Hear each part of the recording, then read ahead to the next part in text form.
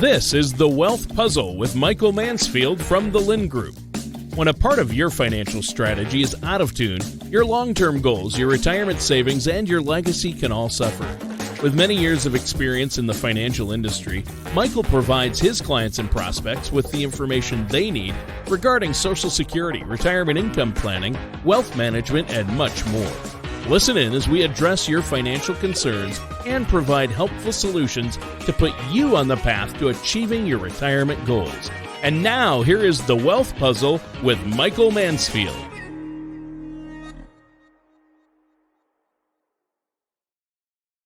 I'm starting with a scream, right? The stock market is crashing. Russia is invading. Inflation is out of control. The S has hit the fan. It is all over. No. So I am telling everybody to buy shotguns, get food storage, get under your table. It is on. No. It's on. Happy Monday. That's true. Happy Monday. I'm being a little obnoxious here, but it's true. Like there's so much to talk about. How in 20 minutes do Tana and I explore all the woes of the world, the things that people love to watch too much on the news and become sensory overloaded? The stock market. It's kind of how it's going lately. Yeah. Anyways. Hey, I'm Mike Mansfield. This is Tana Pennington. You're listening to The Wealth Puzzle. You're watching it on YouTube or Rumble. You're listening to it on your podcast. Tell your friends. Share it with people. That way I can get more hate emails about what a jerk I am and how insensitive I am to, whatever the thing of the day is. Look, one of the things you'll find about me and Tana is we might be opinionated, but at least we provide data in our opinion. True. Not everybody can do that, right? Everyone's got an opinion, but not everybody has data. And sometimes bad news, a headline of something is not data. Hey, so much to talk about. Tana, how are you doing? I'm good. Yes. We had a little stint last week with COVID in the family, I think. You can't say that. You're like the black sheep now. I know. You're part of the leper society. But everybody live in a cave. Everybody I know, I think, is experiencing it. So. Every client I talk to, everybody now. The Omicron fire has reached everywhere. But symptoms are mild. It feels just different this time. Well, that can't be true. How dare you provide COVID misinformation on this show, Tana? It's my personal experience. If you get COVID, you die instantly. No. That's what I was told. No. Okay. So you survived. Yes. Okay. And all the is good news is Tana is young. She's a child in this world. So, the odds were in her favor. It's kind of like Hunger Games. May the odds ever be in your favor if you get COVID. But the interesting thing, though, is Tana and I deal with a lot of retired people, right? Most of our clients are over 60. A lot of our clients are over 70. And Tana and I, in the last few weeks, have been answering a lot of phone calls about other things. And interestingly enough, a whole lot of our clients are mentioning the word COVID. It's been in their house. It's been in them. And as a blessing, fortunately, pretty much everybody has been okay. I mean, even Kaiser put out a study on Omicron since November for, I think, just Southern California, where they treated 75,000 people with Omicron. I don't know if I'm saying that right. It's always confusing. And not a single person in the Kaiser medical system with Omicron went on a ventilator. That's fantastic. Fantastic news. So, look, it doesn't mean that, you should be vigilant. You should take care of yourself. Be responsible. Right. Don't walk down the street and lick strangers' faces. That's like not the time for that. I've never done that. Tana, come on. Everybody never. Knows the stories. She had a colorful past. She's a Buena High cheerleader. I think we all know. Oh, that is so awesome. Notice there's no denying this, everybody. Right? Just pick up on. I was gonna zip my lips. Anyways, moving on. So, hey, a lot of chaos, a lot of anxiety here. Let me pop it up on the screen since everyone's freaking out about it. So here's a pretty picture of the old stock market. This one's the Dow. This is a 1-year chart. Let me see if I can annotate on here for a second. And how do you annotate? Pick a line. Let's I think we're on blue. So you see on the far right here, the end is near, right? The market is imploding. Well, that's weird. Just a couple months ago, market imploded. A few months after that, market imploded. A little market implosion. Here's a little one again. Guess what? There's a theme here, right? Market goes up and goes down. People forget about that. This is actually a measurable one. So as of this morning, finally, we have a correction. A correction in the stock market is generally something that's 10% or larger. The NASDAQ already corrected last week. The Dow and the S&P are finally doing it this morning. That's good news. I'm sorry. Nobody wants to hear it, right? Oh, it's so terrible. But it's really good news because when you look at the history of the stock market, Oppenheimer, of all people, they like to track all of this historical data. So they put this stuff out once in a while. And last time I read about it, Oppenheimer said that since the beginning of the indexes, there was an average 10% correction on average every 110 trading days. That's a lot. That's basically twice a year historically. The problem is we haven't had a correction since March of 2020. Now that was a big correction, right? The worst of all times. But the reality is this is the first like meaningful correction we had. Think of it like earthquakes. We live in Southern California. Would you like a nice little rumbler every once in a while? Or do you want the Northridge kick your butt, push you off your chair earthquake? Right? Little ones. Another analogy, Tana, a heartbeat. How are you doing, Tana, if your heart is going in a straight line? Is that a good sign? It's not good. Not what? That can't be true. I want the stock market to go in a straight line, right? Stock market's kind of like a heartbeat. It goes up and goes down. And finally, and I view this as a huge positive, right? Some of the things were getting a little ahead of themselves, right? Stock market's up 20% plus last year. The year prior is up 15%. The year prior is up 30%. You can't just say, woohoo, brr, straight line, brr, right? If you're on the table with a straight line in your heartbeat, something's wrong. I don't know. Anyways, that's my opinion. So stock market's falling. It's in a free for all. It's super scary. You know what the thing is, though, that we watch? We watch the VIX, the volatility index. That's called the fear gauge. Fear gauge. It's kind of funny though. Like when you look at the fear gauge, right? It basically is this thing that kind of hangs out the bottom. Here, I need to get back to drawing pictures. Hang on. Drawing pictures is fun. It just every once in a while it shoots up, right? Every once in a while it shoots up. It just kind of shoots up on occasion, right? Kind of a thing. And we finally this morning had a nice shoot up. So even as of last week, where the market, was rumbling and everyone's getting all upset, it wasn't until this morning that we had a very solid spike in the fear gauge, up to almost 40. And that, is a meaningful one. So I, at least at the moment, I'm hoping that we're kind of getting to the bottom, because normally when the fear gauge kicks in, that's the point where you say, okay, we're kind of past the drama. Should we look back in time and see what the COVID fear gauge did? Whew! Wow. So this one's meaningful right here. Let me go back to drawing. I don't know if anyone can see this on the videos because they're small pictures, but if anybody would like us to send a copy afterwards, please email us. So back in March of 2020, the government shut down, right? We had the fear gauge hit 85. I've never seen it hit that. That's pretty incredible, right? In a normal bad fear gauge market volatility, you tease up to 40. That's kind of the magic number. But obviously the fear gauge index going up to 85 was also correlated with the stock market going down almost 40% in a month, which was pretty hideous, right? And so it freaks out. And so we're finally having this big spike, in the fear gauge getting up to almost 40. And, so you start to say, okay, I can live with that. This, barring something falling apart, we're okay. But you know what the funny thing is? When the stock market's crazy, there's emotions and there's numbers. Tana, if you had to guess, do you think the market is being driven more by emotions or by numbers right now? I would say emotions or emotional numbers. Yeah. Yeah, right. See, I'm on your board. I'm on your camp. I think that there's a little more emotion driving this, right? Everyone's freaked out about Russia. They're going to invade Ukraine. And then guess what? Nothing will change. Because it didn't change last time, but this time's different. Well, why? Because they pick up 100 miles of dirt. It's not going to change economics. It might change the social, but look at the chaos that we had last summer in Afghanistan, right? There was a lot of chaos there. And what did that do to the stock market?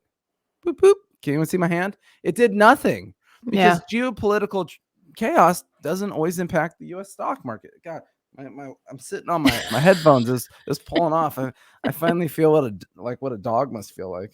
It's really nice. On a leash. Dragging dogs around. So mean after experiencing that right now. Jeez, I'm glad my headphones don't have a choke collar on them too. They get me good.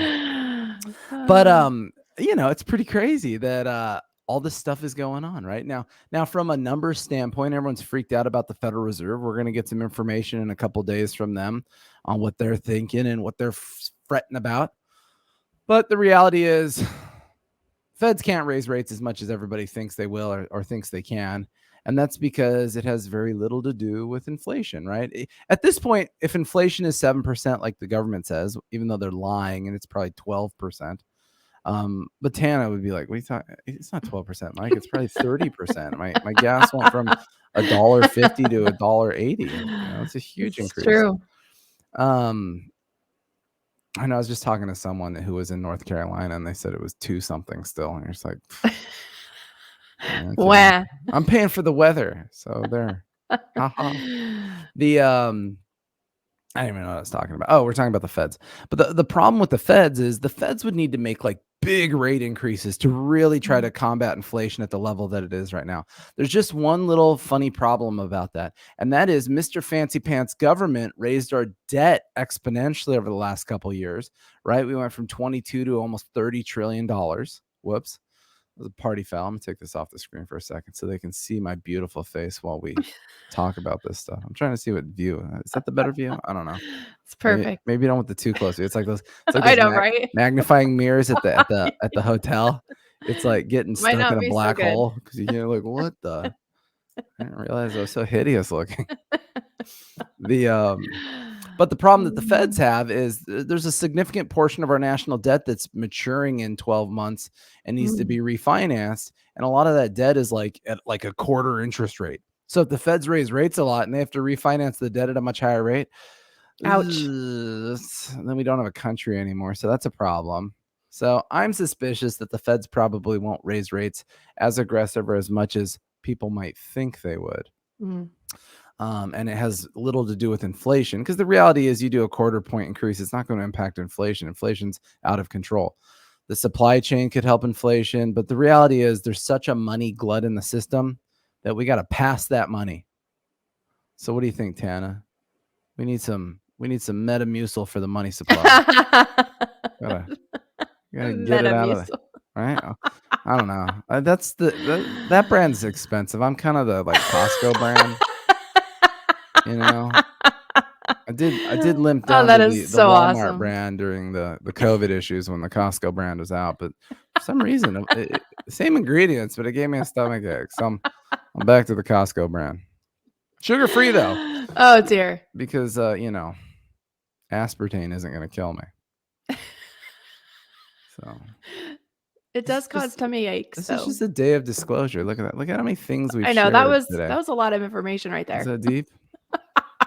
So in any case, stock market's rumbling and grumbling. A lot of it's about the headlines. What's the Fed going to do? What's Russia going to do? All of these things.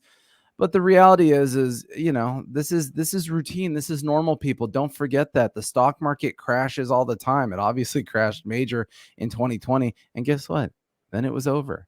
And then it crashed 20% in the end of 2018. And then it was over. I mean, even earnings right now are coming in good. Last time I read about earnings, and we have 108 companies reporting this week, but even in earnings, 77% of companies were beating earnings when statistically like 60% of them are expected to. So the numbers behind the scenes are good. And that's what we want. We want, strong consumer, people spending money, keeping those companies driving. All right. I track. Now, Tana moved out of California for a lot of reasons. The main reason was because she hates renewable energy. That's not the reason. Offensive. I'm offended. Let me pop this up on the TV. California pro-renewable energy state, right? So last week, or excuse me, the week before, Tana got out of doing the show last week. She's like, I don't feel good. It's true. I didn't. I know, Tana, but you know what? The show must go on. You ever heard that saying? Yes. Like, look, we're performers here. There's at least 3 people in this country that rely on this every week as a way to get them through the week. It's so important. So there's you, me, and maybe Connor or someone. 3 people. My husband. Your husband. There you go. He watches them. I need to talk about him more then. We need to get like photos of him, like wherever he's at in the world. And we could do Good idea. Kind of like Carmen Sandiego, like where in the world is Chris? Chris Pennington. You know. It's a good idea.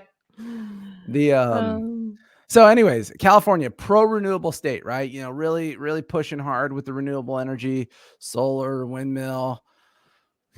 Good golly, do I have a lot to say about that stuff, but that's neither here nor there. What's interesting is being probably living in the most pro-renewable state, California is also the most pro state of taxes. Woohoo! And so like we did a show a couple weeks ago that says, turns out California hates you or something like that. Turns out they hate you more. Yeah. Oh, so this is hilarious to me because what's on the screen here is a website that Elon Musk put together at Tesla. So Tesla makes solar panels, right? They like to sell solar panels. And here comes California trying to, you know, I don't know. I can't think of a good analogy that's appropriate for the public. Nothing. Okay, there's nothing there. So what's California trying to do? California Utilities is proposing a new tax. What? That's shocking. California, new taxes? This is cuckoo McGoo town. So let's look at this tax. So here's the grid access tax that California is proposing. So if you have solar panels on your house, right? And people do solar panels for a couple reasons. One is to save the earth. Good luck. And then number 2 is to cut down on costs, right? You know, energy prices are going up. We want to be more affordable kind of stuff. So California has proposed a fee, an $8 per kilowatt per month fee on whatever your house is using. They think that this could be, plus there's other fees, but this fee specifically could range from $50 to $80 a month for anybody who has solar panels on their house.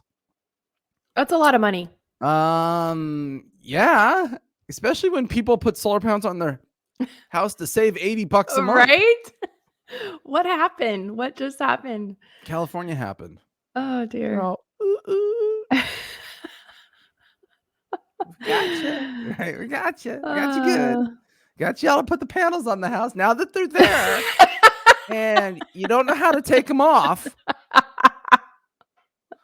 Now we got you. This is, you know what this is like? This is like buying a printer at Office Depot. Okay. You know, they get you for the printer. You know, the printer's like, they're still expensive, but they're oddly affordable, right? You know, they're a couple $100 or a few $100, you know, depending on the level of printer that you want, you know, and you're like, okay, I got my printer. I can do this. I can print in color. I can make all this pretty stuff. And then you go a month or two and you work through the introductory toners they put in. Like, why can't they just give you a real toner up front? Like, you know, talk about like waste, you know, because nobody recycles those things. They throw them in the trash. Give me a full toner. So then you go to buy your new toner. So like our office is an example. We got these nice printers because guess what? We deal with a lot of stuff. We scan things and all this kind of stuff. So I got these printers. These printers probably cost me the better part of $400. Ouch, right? The toners, when you order a full set of toners, even if you get the crap off brand on Amazon trying to be all sneaky about it, the toners, every time you order them per printer is $300 or $400. Yeah. The toners are as much as the printer at this point. Right? And that's you just keep buying a new one each time. Is now the printers you've put on your roof, your solar panels, now what you thought the deal you were getting, you're going to be paying in fees every month to the state of California. Very true. So anyways, Elon Musk thought it was not funny. So he created this website where you can go in and literally send a message directly to Newsom and say, hey, bro, we wish you'd make it $9 a kilowatt instead of $8 because we really want to pay into the system more. The California has doesn't understand, I think, simple economics here, right? You squeeze people too much, you squeeze them right out of the state, and they pop out. They just pop out of the state as you squeeze them, right? You know, you just squeeze them. They just keep popping out the bottom. Poop, poop, poop. Now, there's this funny thing, though, that happens in California, and that is the ones that pop out of the state happen to, oddly enough, they must just be heavier because their pockets are full of gold or something. It's the ones that make money and own businesses. And so California just keeps squeezing. They just keep popping out. And everybody who's left is the sucker holding the bag, right?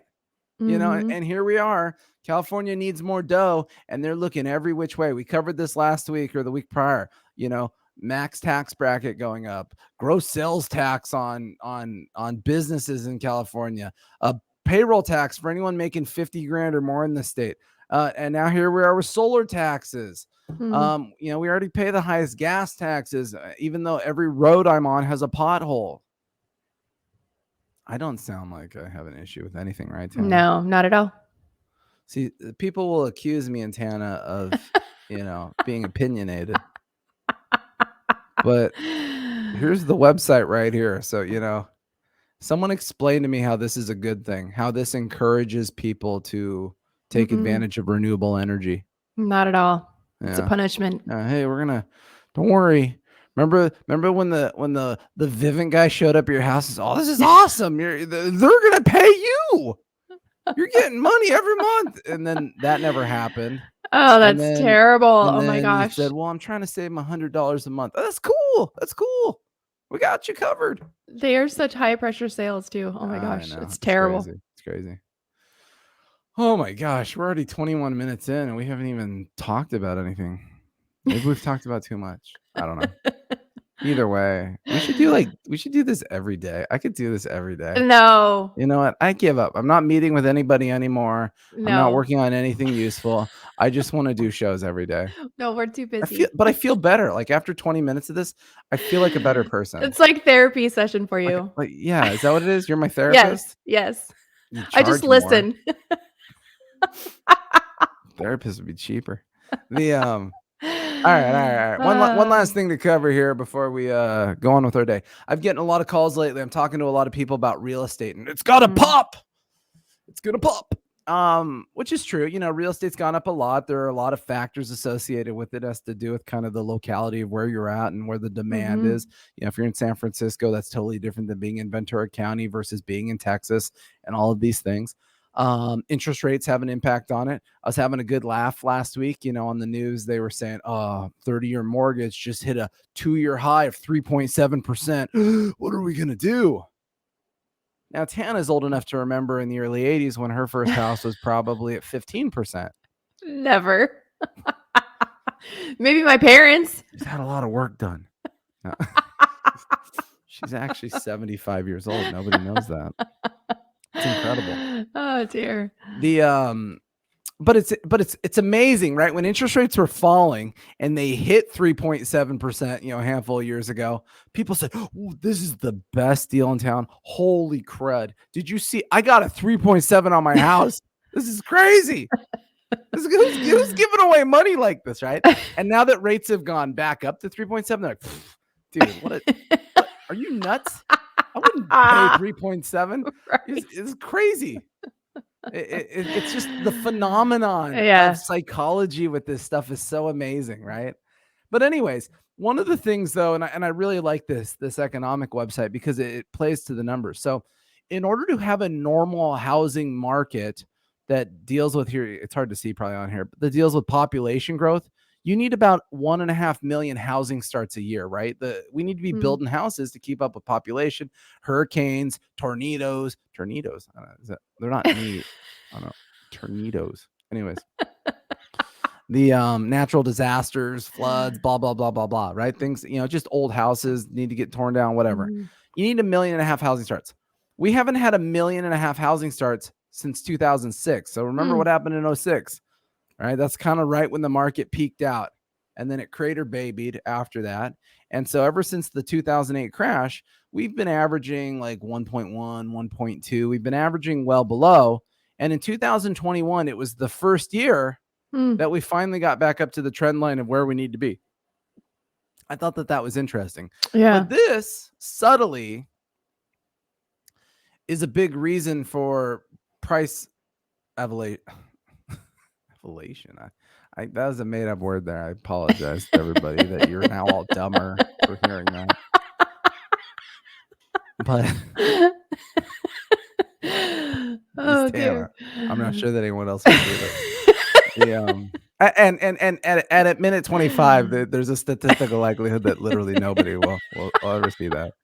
This is why at this time of the show we should be offering like $1,000 gift cards to anybody who's watching. Okay, cool. If you're still here, call us. You get $1,000 gift card.